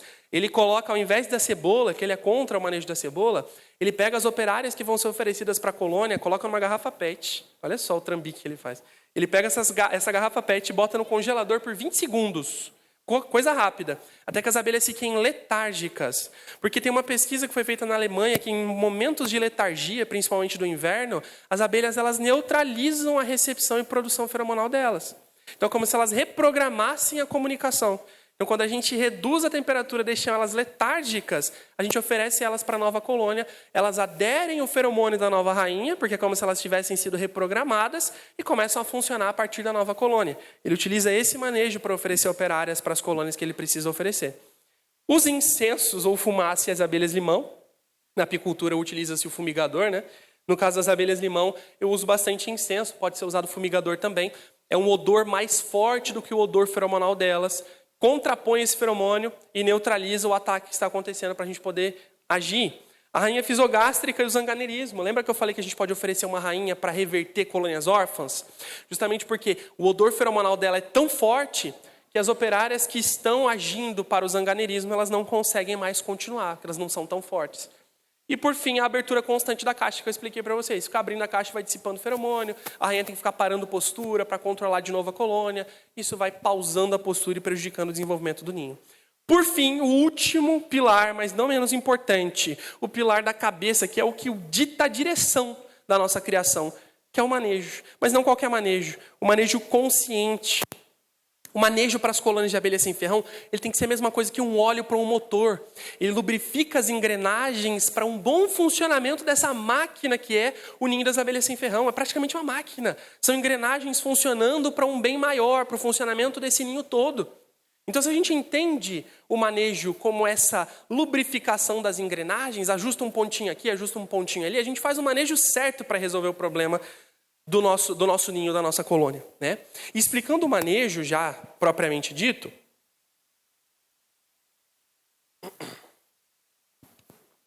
ele pode ser o melhor amigo ou o pior inimigo das abelhas sem ferrão, depende de como ele é feito. O manejo correto ele é essencial para a gente ter na meliponicultura zootécnica uma boa produtividade. Quando ele é um manejo consciente, quando a gente sabe o que a gente está fazendo, ele se torna extremamente poderoso. E o manejo consciente é um manejo que a gente se pergunta sempre antes de fazer. Como eu devo fazer? Quando eu devo fazer? O mais importante, na minha opinião, por que eu estou fazendo isso? Por que eu estou fazendo esse manejo? Por que eu vou ter que fazer esse manejo? Então, sempre que a gente vai fazer alguma coisa com as nossas colônias, antes tem que se perguntar isso. Como eu vou fazer? Qual que é o passo a passo correto desse manejo para não fazer besteira na hora que eu estou botando a mão na colônia? Quando eu vou fazer? Para eu poder aplicar um manejo seguro. Se eu for fazer uma multiplicação, quando é que eu vou fazer ela? Eu tenho que observar, então, macho, operária, eu tenho que observar a princesa, então eu sei que macho é produzido durante a primavera, então eu não posso fazer em qualquer momento. Por fim, por que eu estou fazendo esse manejo? É realmente necessário fazer isso agora? Exemplos práticos do manejo sobre o domínio das abelhas sem ferrão. Primeiro, é uma palavra difícil, mas isso daqui vai fazer vocês capturarem muito mais. Bionomia de nidificação. Depois, se vocês tiverem um tempinho, entra no Google Acadêmico. Entra pelo Google normal mesmo, não precisa pagar nada. Digita lá, Google Acadêmico. E escreve bionomia de nidificação e bota o nome da abelha que vocês querem. Ver quais são as características de construção de ninho. Vou dar um exemplo da bugia. Todo mundo fala de bugia. Bionomia de nidificação da bugia. Foi feita várias pesquisas no Brasil afora. E a bionomia de nidificação dela é construir ninhos de 3 metros de altura a 5 metros de altura. Árvores que são utilizadas são todas de 35 a 40 centímetros de diâmetro para mais. Então são árvores de grande porte. Além disso, todos os ocos que foram utilizados para a construção de ninho, eles tinham no mínimo 6 litros. E todos estavam em árvores. Então a gente sabe a altura que ela constrói ninho, e já podemos instalar nossa isca nessa altura. A gente sabe o volume que ela utiliza de oco, só fazer as iscas desse mesmo volume. Sabemos que a entrada tem que ser de madeira, porque ela utiliza madeira como material natural, e que tem que ser instalado numa árvore de grande porte. Então essa é a bionomia de nidificação. Cada abelha tem uma bionomia de nidificação específica. Entender isso facilita muito a captura das abelhas que nós queremos. Por isso que eu digo que captura de abelha sem ferrão é sobre ciência e não sobre sorte. Porque se fosse sorte, eu posso fazer qualquer isca, instalar em qualquer lugar que eu vou capturar. Mesma quantidade de abelhas. Agora, se eu mudo um ponto específico, utilizando um conhecimento na minha isca, na minha instalação, e com isso eu mudo o resultado, não é mais sorte. Aí sim se trata de ciência. Segundo, manejo de aceitação. Quando a gente tem um meliponário coletivo e tem várias colônias juntas, na hora de introduzir uma nova colônia, a gente pode ter problemas de brigas. Então o manejo de aceitação é muito importante nesse ponto. A gente traz uma nova colônia e faz uma intercalação de dias de trabalho. Um dia vai trabalhar a colônia nova, no outro dia vai trabalhar as colônias que já estavam no meliponário. Isso é o manejo de aceitação. Eu vou acostumando elas, uma com o odor da outra, sem que eu deixe todas trabalhando para não brigarem. Porque se eu trago uma colônia nova para um meliponário que está coletivo, vamos supor que nesse espaço aqui não tem nada, né? Aí eu comprei uma colônia nova, tudo caixa modelo Airetama, né? Caixa bonita, essas caixas só que são caras. Eu boto uma caixa nova Airetama aqui de uma mandaçaia, tudo mandaçaia. Ah, mandaçaia é tranquilo, eu posso trazer. Ah, bugia vive em condomínio, eu posso trazer. Uma que não vai fazer problema, vai fazer diferença. Aí você abre essa caixa e você vê um caos se instaurando no meliponário. Bugia brigando com uma, com a outra. As caixas que nem brigavam começam a brigar e viram um caos de abelha morrendo. Se não é feita aceitação, isso acontece na maioria das vezes. Pode não acontecer? Pode. Mas se acontecer é um grande prejuízo, então é melhor evitar. Então o que eu faço? Eu trouxe uma caixa nova para este ponto, eu deixo nesse primeiro dia essa caixa nova fechada. Não deixa trabalhando. Todas as outras vão trabalhar com o odor novo dela. Depois, no dia seguinte, eu fecho todas essas, durante a noite, é claro, né, para que as campeiras estejam dentro da caixa. Fecho as caixas que estão em volta e abro a que estava fechada. Ela vai definir novas rotas de voo, vai trabalhar se acostumando com o odor das outras. Passou mais um dia, intercalo, fecho essa, abro as outras. Vão trabalhar. Fiz isso durante 5, 7 dias, já se adaptaram, pode abrir todas que não vão mais brigar. Então esse é um manejo de aceitação para a introdução de novas colônias e meliponários coletivos. Senso de comunidade para compartilhar campeiras é ótimo. Agora, em momentos de divisão, isso gera reabsorção. Quando uma colônia matriz impede a formação de uma colônia filha. Lembra que eu falei que eu tenho que fazer divisão inversa? É por conta disso. Em meliponários coletivos, de bugia acontece muito, de mandaçaia já havia acontecendo. As colônias elas começam a criar um senso de comunidade, como se fosse uma vila. Elas começam a compartilhar campeiras uma com a outra. Elas começam a compartilhar recursos uma com a outra. Isso é fantástico.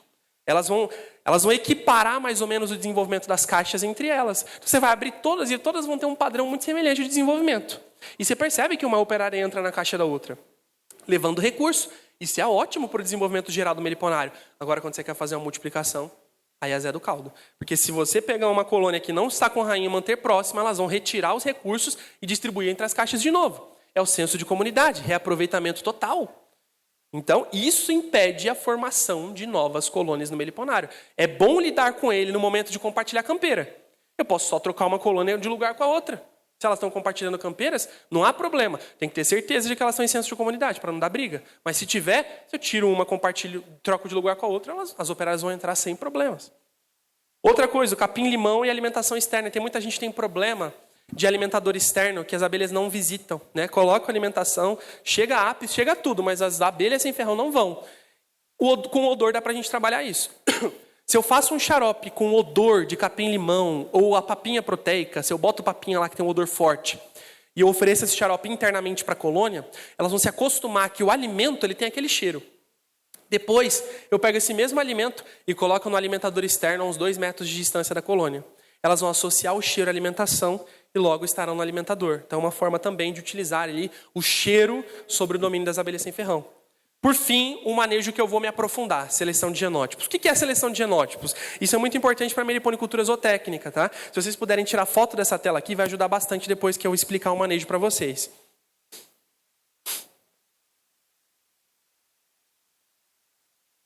Eu disse no começo da palestra que a meliponicultura zootécnica ela visa o aumento da produtividade e redução das perdas. Pois bem, o que vai fazer isso é esse manejo. Seleção de genótipos. Na seleção de genótipos, a gente vai priorizar o que a gente está querendo com as nossas abelhas. Ah, eu quero produzir mel. Então, as minhas colônias todas serão as melhores produtoras de mel, depois da minha seleção de genótipos. Ah, eu quero produzir novas colônias. Então, eu vou priorizar todas as minhas colônias para produzirem outras colônias, futuramente, a partir da seleção de genótipos. E como é que eu faço isso? É esse códigozinho aqui, ó. 25, 50, 25. Ou 25, 25, 50, como vocês preferirem. Eu prefiro assim que fica mais organizado. De todas as colônias que vão participar desse manejo, Vamos supor que eu tenho 100 colônias de bugia que eu quero fazer uma seleção de genótipos para produzir mel. Então, eu vou identificar as características de uma colônia que produz mel. Potes grandes, operárias um número mais ou menos, não tão grande, discos relativamente menores quando comparado com uma que produz colônias. Isso faz com que o aproveitamento de mel seja maior e o estoque seja maior. Então, é uma característica para a produção de mel. As 25, no caso de 100, as 25 piores, as que não se enquadram nessas características, eu retiro do local que eu estou fazendo. Tiro de perto mesmo. Tem que levar para longe para macho não correr o risco de copular com as outras. Eu quero selecionar. Então, essas 25 você troca com outros meliponicultores, vende, faz o que você quiser, mas tira elas do meliponário. Aí vai sobrar 75. Dessas 75, 50 delas têm mais ou menos as características que eu quero. Se é para produzir mel, 50 delas vão ter potes mais ou menos grandes, vai ter uma população média, não tão pequena, um pouco maior, mas estão características bacanas. E 25 delas eu separo que são as melhores. Essas 50 eu não faço nada com elas. Deixo elas no meliponário para formar plantel. Não faz nada com elas, só mantém elas vivas e produtivas. Essas aqui que a gente tem que focar atenção. Então, das 100 colônias numa seleção de genótipos, só as 25 melhores que vão ser multiplicadas. São essas colônias que eu vou dividir e essas aqui vão ajudar com machos. No próximo ano, esse é um manejo que dura 3 anos. Até a gente equilibrar o meliponário e todo o meliponário ter a mesma característica, dura mais ou menos uns 3 anos. No próximo ano, eu vou fazer a mesma coisa. As 25, no caso de 100 colônias, né, é sempre 25%. As 25 piores eu removo, as 50 melhores, né, as 50 medianas eu mantenho, 50%, e eu vou dividir somente as 25% melhores. Depois de 3 anos fazendo isso, eu só vou ter as melhores. Eu vou ter selecionado só a característica que eu quero. Isso é a seleção de genótipo. E aqui eu tenho o que a gente utiliza para selecionar cada um desses genótipos. Ah, eu quero um genótipo para produzir mel. Eu tenho que procurar o que na colônia? Potes grandes, cria reduzida. Não pode ter um disco de cria muito grande. Mais de 80% dos potes tem que ter mel. Se tem muito pote com pólen, eu já deixo para produzir pólen, que daí não estoca tanto mel. E uma população de abelhas um pouco menor. Para produzir própolis, reserva estável. Não preciso de uma reserva tão grande para própolis. A cria estável. Eu tenho que ter maior deposição de própolis ou de batume, no caso das melíponas, né? Que é aquele própolis junto com o barro, nas frestas da colônia. E outra coisa, população estável também. Para produzir pólen, potes medianos, cria estável, só que eu tenho que ter mais de 40% dos potes com pólen.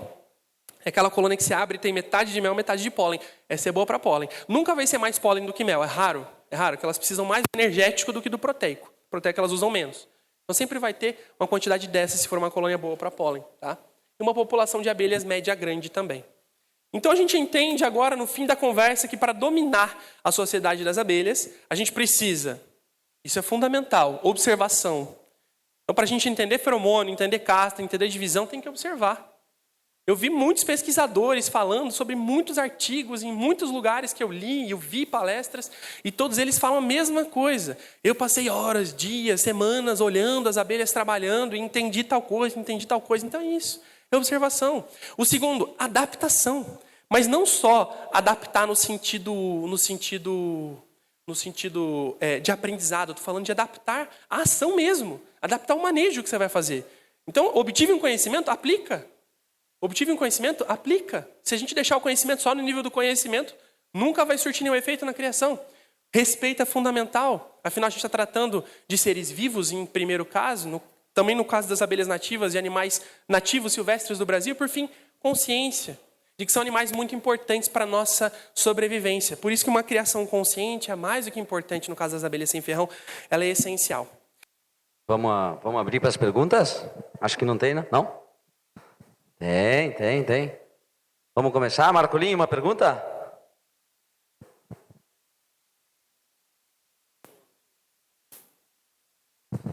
Tudo certo? Vamos ver aqui.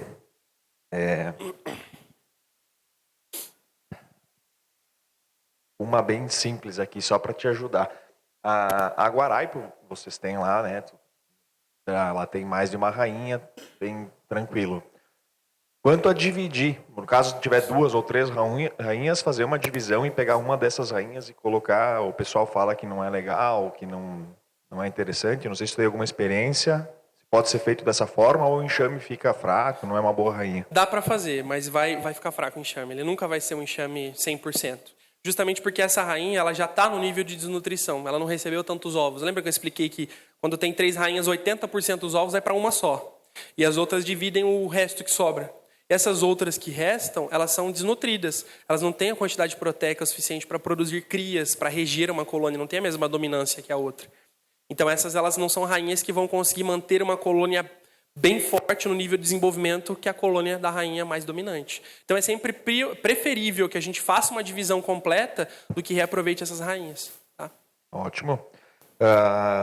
A diapausa. Por que alguns enxames fazem, outros não, da mesma espécie? É uma estratégia de economia de recurso. Por isso que não são todas que fazem.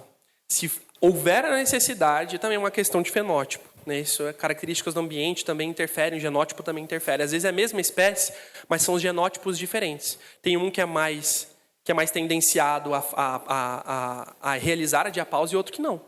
É uma característica de economia de recurso. Então, se essa colônia aqui ela tem mais recurso do que aquela, e ela acredita que consegue se manter no inverno, ela mantém uma postura mais reduzida, mas mantém. Agora, essa daqui, mesmo tendo muitos recursos, ela ainda faz uma questão de genótipo. Ou ela tem pouco, então ela fez. Então, provavelmente é por conta da quantidade. São alguns fatores que influenciam. Eu tenho alguns miringuaçu lá. E de todas as miringuaçus que eu tenho, uma sempre faz. Sempre. Não importa quanto de alimento ela tem, ela faz. Umas outras 6 ou 7 é optativo. Tem inverno que algumas fazem, inverno que algumas fazem e vão intercalando. E tem uma que nunca faz. Ela está sempre produzindo cria. Então, intercala entre genótipos. Beleza. E a última, eu não sei se tu tem experiência, porque tu estava falando, eu estava pensando em abelhas terrestres que nidificam no solo. Como é que funciona a divisão e possível captura em isca? Tem alguma dica ou como é que funciona o comportamento delas numa divisão, por exemplo? A divisão vai seguir o mesmo processo. A única diferença é o local que ela vai estar. Depende da região a adaptação para essas criações. Eu fui para o Mato Grosso, manejei lá a Melipona quinquefasciata, que é o urussu do chão. Ela tem muito, você tromba, toda hora que você está andando, você tromba com uma, é impressionante.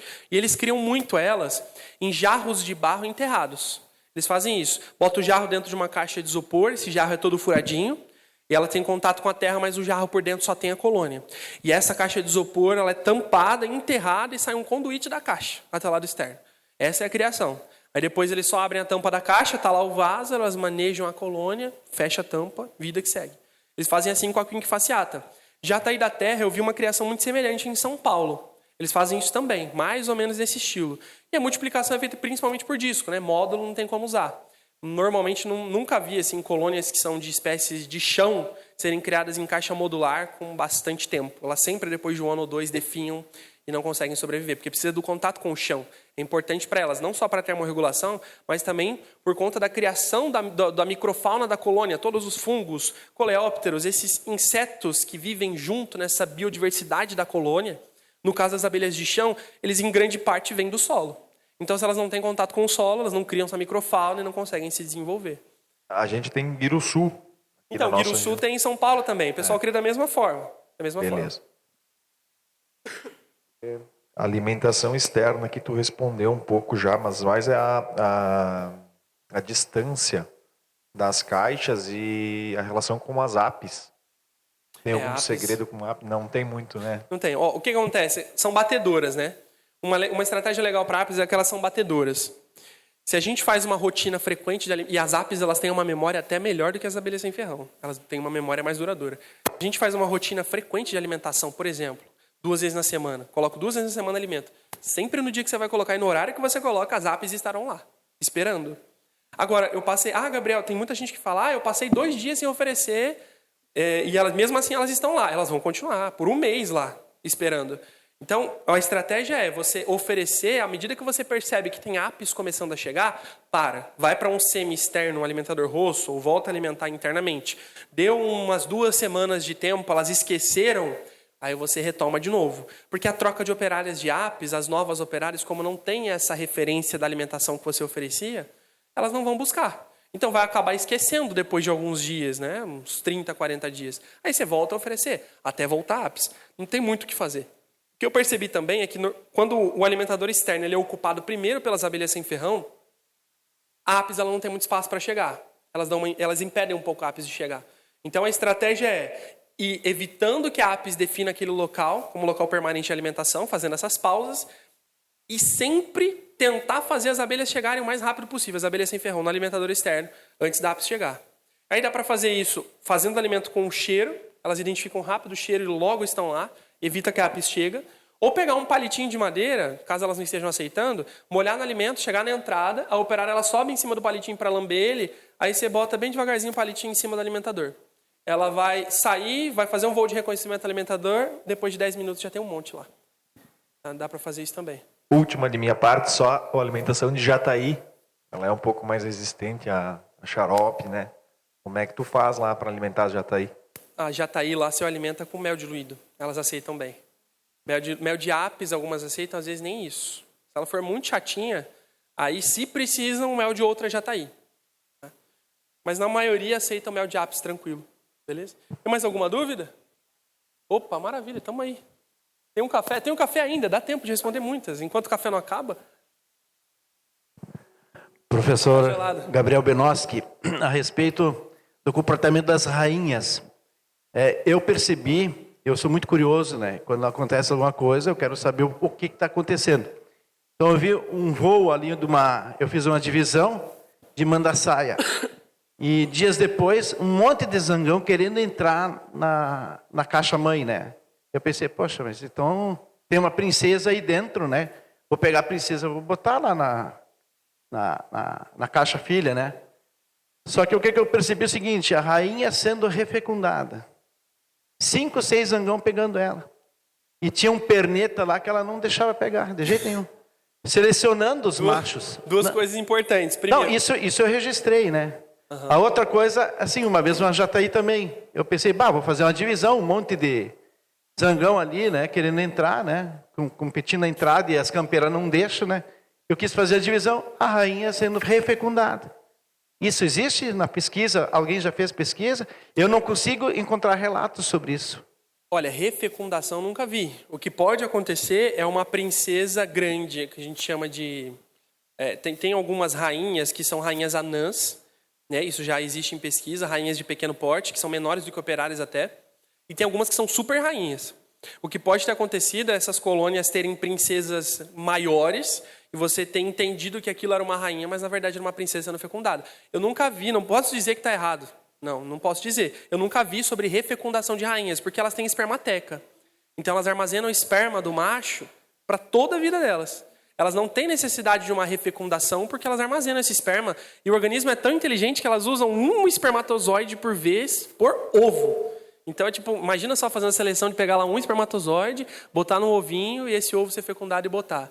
Mas eu via que a rainha era uma rainha bem adulta, bem criada, né? Vai ter que chamar um grupo de pesquisa lá para você melhorar. Pois é. Eu tenho o registro em casa, né? Gravado, né?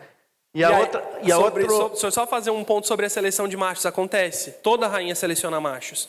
Inclusive, esse tempo que fica aquela nuvem de machos para o lado de fora da colônia é a seleção de machos. Não são todos que sobrevivem a esse tempo de espera sem alimentação, porque eles ficam sem alimentação nesse período. Então, ela seleciona os machos mais fortes. E no voo nupcial, isso acontece com apis mellifera. Olha só que interessante. Além dos machos terem que ficar sem alimento lá por fora da colônia, sobrevivendo a frio, né, testando a força deles, a rainha, a princesa no caso da apis, ela sai para o voo nupcial. E sai na carreira, ela sai correndo. Os machos que se lasquem para conseguir alcançar ela. E a rainha, ela tem um voo mais rápido do que os machos, do que os zangões, no caso da apis.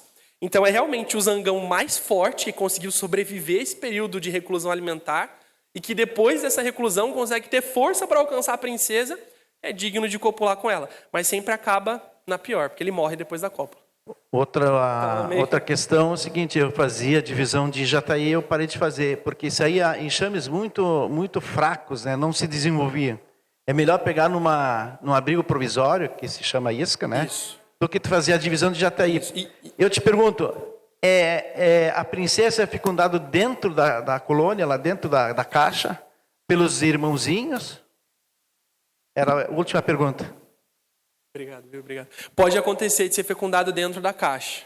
São duas possibilidades. Ela pode ser fecundada dentro da caixa, ou ela pode sair para o que a gente chama de voo nupcial, mas às vezes é só uma princesa rolando com um monte de macho no chão. Isso acontece, ela às vezes nem voa, normalmente nem voa. A princesa ela sai da colônia, no caso das abelhas sem ferrão, pousa numa árvore próxima, pousa numa folha próxima e deixa que os zangões chegam, né? Porque ela não tem muito o que fazer, são vários zangões tentando lutar por ela. Então, esse é um momento que pode variar, pode ser tanto interno quanto externo, não muda muito. Agora, aquela questão, qual foi a outra pergunta, além disso? Não lembro se tinha feito outra.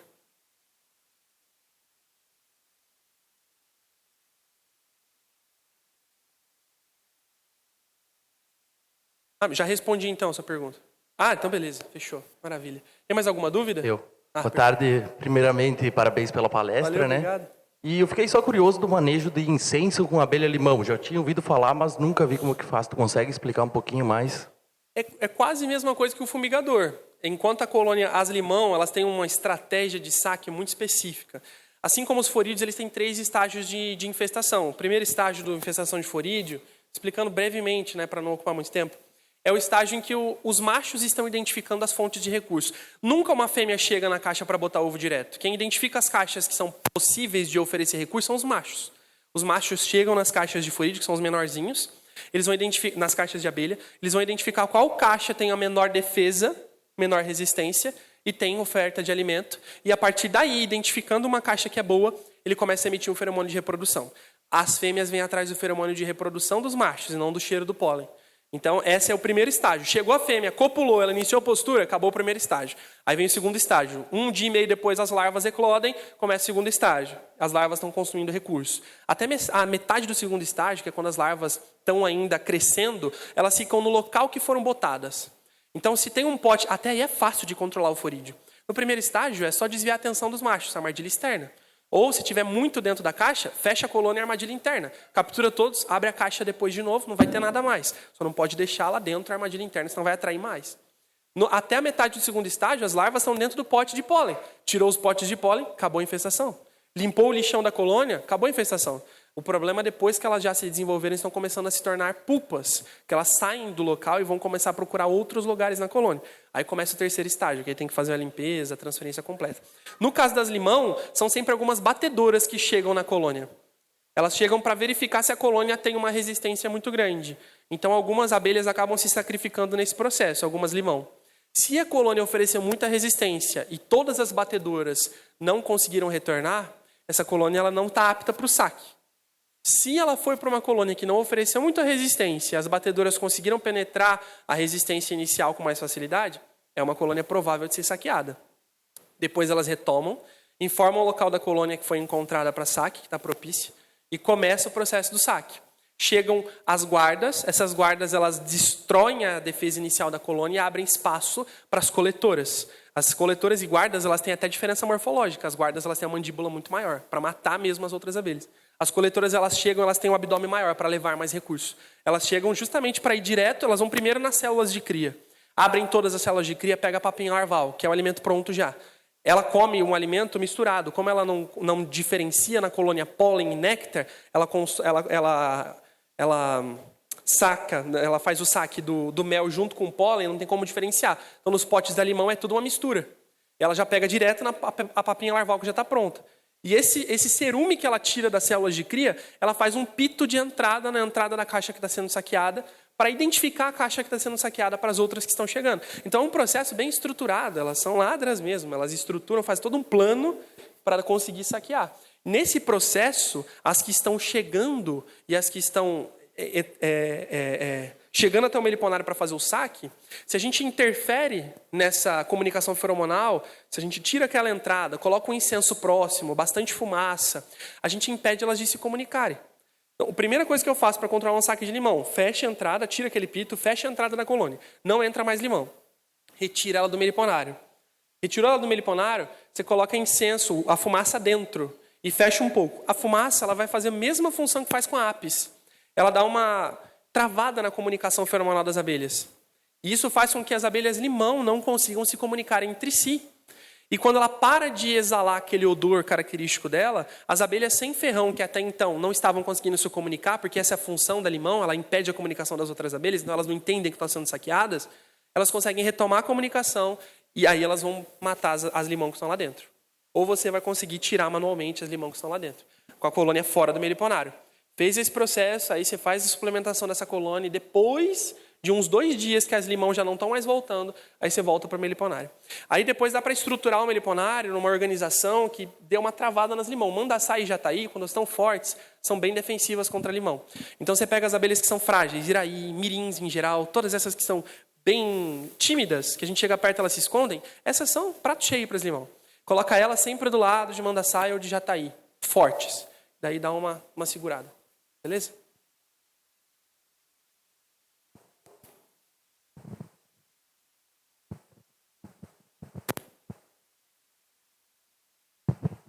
Terminou? Eu tenho 3. Então manda. Tu falou em 20 segundos. A gente já ouviu falar em 20 minutos para botar na geladeira. Eu queria que tu explicasse um pouquinho melhor. 20 minutos mata elas. 20 minutos quase mata, né? Não mata, é. Para transferência. Mas aí vocês botam aqui a caixa inteira? Namorada provisória. Ah, na isca. Sim, na isca. Na isca. Por quê? Porque a isca ela já está toda preparada, com os invólucros, com todo o material termorregulador. Então, na isca, o frio ele demora mais para penetrar. Por isso que precisa de mais tempo. Agora, quando eu pego só operárias numa garrafa, é somente abelhas dentro de uma garrafa. Se eu deixar 20 minutos, vão virar pedra. Aí já acabou a abelha. 20 segundos, é só para elas ficarem letárgicas. Diferença entre saque e auxílio comunitário. Eu vi que tu falou antes, onde tu tem prateleiras, né? Como identificar? É presença de alimento na entrada. Por exemplo, se você viu uma abelha chegando na outra caixa, saindo de uma caixa, chegando na outra caixa com alimento, fazendo esse trabalho de compartilhamento, é uma abelha que está levando recurso. É claro que é difícil de identificar se ela está saindo da caixa com recurso ou levando. Então a gente tem que sempre ver o desenvolvimento geral do meliponário, se elas estão compartilhando um desenvolvimento semelhante e todas as caixas estão com esse comportamento, não é um comportamento específico de uma dupla de caixas, aí é um senso de comunidade. Agora, se for um comportamento específico de uma dupla de caixas e você observa nessa dupla de caixas que uma delas está mais fraca do que a outra em quantidade de campeiras, em recursos, aí está acontecendo um saque. O senso de comunidade ele acontece no meliponário todo, nunca é só uma. São todas as abelhas da mesma espécie que estão no mesmo lado do meliponário. Nunca vai ser só com um lado ou com o outro, não. Sempre vai ser todas juntas. Então, esse compartilhar acontece no meliponário todo. Perfeito. E minha última. Eu quero colher mel. Como organizar a alimentação artificial para colher mel e não colher xarope? Aí tem duas possibilidades, uma mais difícil e uma mais fácil. Ou você oferece mel diluído em água, aí é tranquilo. Ou você faz uma alimentação durante o período de inverno e na temporada produtiva você inclui alças novas e nas alças antigas você drena o recurso que estava lá. Porque senão elas abrem o pote de xarope e acabam aproveitando o xarope junto com o néctar que está entrando e aí vira uma bagunça e acaba contaminando o mel. Assim, há chances de não contaminar, mas para não correr o risco de perder a produção porque foi contaminada com o xarope que estava no ninho e no sobreninho, a gente drena o que está no ninho e sobreninho, com sucção mesmo, tira, coloca mel diluído, assim você não precisa ficar oferecendo mel diluído a temporada toda, não fica muito custoso, e a partir desse mel diluído ela começa a pegar energia para coletar externamente. Mas antes disso tem que fazer o desmame, né? Porque senão ela vai coletar muito recurso, vai aproveitar muito recurso energético, até conseguir coletar um pouco natural. Aí vai ficar só mel de apis, que é o que elas estão pegando que você está oferecendo. Tem que fazer esse desmame para elas se adaptarem à alimentação externa e depois fazer a transição para uma produção natural, que delas já vão estar coletando externamente. O desmame funciona da seguinte forma, a gente reduz a quantidade e aumenta o período. Então, vou fazer um desmame com uma colônia, vou oferecendo 2 vezes na semana, 100 ml cada vez de alimento. Então eu passo na semana seguinte, depois de chegou a temporada, eu quero que ela colete natural. Na semana seguinte eu ofereço, ao invés de 100 ml, 80 ml, mantenho as 2 vezes na semana. Na próxima, eu mantenho os 80 ml, só que eu ofereço uma vez na semana só. Na próxima, reduzo para 50 ml, oferecendo uma vez na semana. Na próxima, ofereço uma vez a cada 10 dias os 50 ml. Depois eu reduzo para 30 ml. Então eu vou reduzindo. Em uma vez eu reduzo a quantidade, na outra eu aumento o período. Até que a gente zere o oferecimento de recurso artificial, elas estejam coletando naturalmente. Chique? Perfeito. Obrigado, viu, gente? Gabriel? Deixa eu deixar. Tirar uma foto? Só fica aqui que a gente quer obrigado. entregar aqui um brinde da Nativas, Obrigado, em nome da Nativas. Obrigado por todo esse conhecimento aqui. Obrigado A eu. gente sabia que ia ser uma palestra muito boa, enriquecedora aqui para nós da Nativas, né? Então, vamos juntar aqui para foto? Vamos lá, então. Viu? Valeu, obrigado, gente. Perfeito, pessoal. Então, agora eu queria aproveitar esse minutinho, eu queria fazer um agradecimento especial para o Fábio. Fábio, se puder comparecer ao palco aqui. O seu Marco, por gentileza, também. Vamos fazer uma foto com o Fábio aqui. Obrigado. O Fábio, ele é nosso associado lá de Marau. E ele forneceu as 3... Vem cá o Jair também. Ofereceu as 3 colônias de abelha guaçu, que vai ser sorteadas hoje de tarde para as crianças, que ontem a gente teve 400 crianças aqui, falando um pouquinho sobre meliponicultura. Então, o nosso agradecimento ao Fábio, né, nosso associado.